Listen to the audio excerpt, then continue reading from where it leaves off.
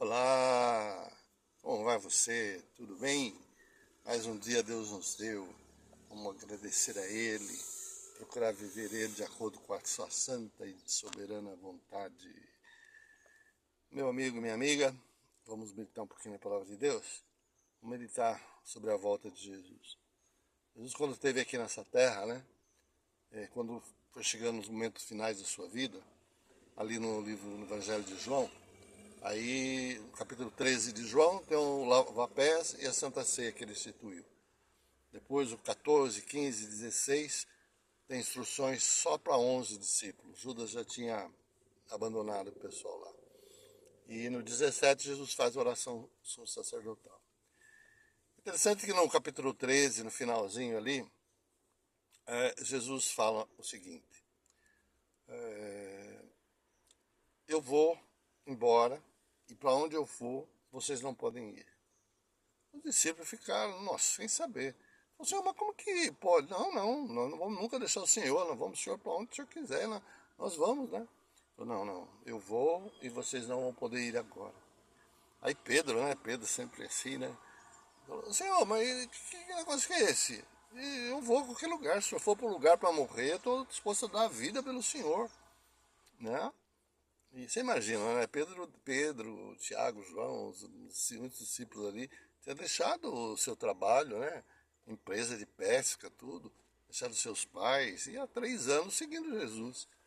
E agora Jesus, vou embora e vocês ficam aqui, viu? Você vê? Que a gente, né, vê que eles não entendiam muito bem o plano da salvação, né?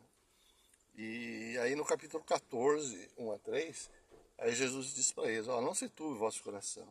Credes em Deus, credes também em mim. Na casa do meu pai há muitas moradas. Se não fosse assim, eu vos teria dito, pois vou preparar-vos lugar. E se eu for e vos preparar lugar, virei outra vez e vos levarei para mim mesmo, para que onde eu estiver, estejais vós também. E depois a conversa continua ali, né? Senhor, não sabe para onde o Senhor vai, como é que nós vamos saber o caminho, né? E eu sou o caminho, a verdade e as vidas. Sou o caminho, a verdade e a vida, né? Ninguém vê o Pai senão por mim. Eles não entendiam, Jesus lhe estava falando que ele ia ser entregue, ia ser morto, né? Ao terceiro dia ia ressuscitar, mas depois ia subir ao céu, né? Para interceder por nós no santuário celestial, né? Porque a morte da cruz garantiu a salvação de todo aquele que crê. Agora, no santuário celestial é a intercessão. Há um só intercessor entre nós e Deus, que é Jesus Cristo. Hebreus fala que Jesus é o nosso sumo sacerdote, que entrou no santuário celestial, feito por Deus, não por mãos de homens, né?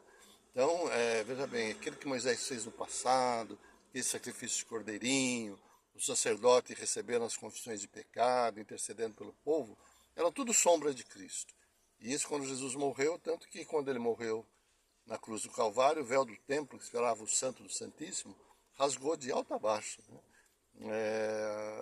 Uns 7, 8 metros, aquela cortina de alto a baixo rasgou, né? Por quê? Mostrando que aqueles sacrifícios não tinham mais necessidade de ser feitos, porque Jesus, o Cordeiro de Deus, que tira o pecado do mundo, tinha morrido por nós. Também não havia mais necessidade de confessar pecado para sacerdotes, porque Jesus é o único intercessor entre nós e o Pai. E lá em Hebreus diz, chegai-vos por confiança junto ao trono da graça, a fim de receber misericórdia e a receber ajuda em tempo oportuno. Porque não temos um sumo sacerdote que não se compadeça de nós, mas um que, como nós, em tudo foi tentado, mas nunca pecou. Então ele nos entende. Então Jesus ali, ele ia fazer um outro, né, trabalho. Muita gente não acredita nisso, fala, não, a cruz foi toda suficiente. É claro que foi. A cruz do Calvário, né, ali que ele pagou todos os nossos pecados. Ele que viveu uma vida sem pecado, tomou os nossos pecados sobre ele, e Deus, né, como diz lá Isaías 53, né, agradou o Senhor moê-lo. Então Jesus foi moído, foi ultrapassado, foi fuzilado ali, não é? Pela culpa dos meus pecados e dos teus também. Tá? Ali Jesus estava pagando a culpa de todos os nossos pecados, passados, presentes e futuros. Mas, para que ele seja eficaz na minha e na tua vida, o Espírito Santo está por aí, convencendo-nos do pecado, da justiça e do juízo. Quando ele nos convence, nós precisamos aceitar a obra dele na nossa vida, né? Porque a Bíblia fala, olha, não entristeçais o Espírito Santo, não resisti ao Espírito Santo, não apagueis o Espírito Santo. E Jesus mesmo falou que o pecado contra o Espírito Santo não é perdoável, porque o Espírito Santo é o único que pode nos mostrar que somos pecadores, pode mostrar a justiça de Cristo e o juízo e nos levar a Jesus. Ninguém pode dizer que Jesus é Senhor senão pelo Espírito Santo. Então, enquanto o Espírito Santo trabalha conosco aqui, nos convencendo, Jesus está à direita do Pai e intercede por nós, né?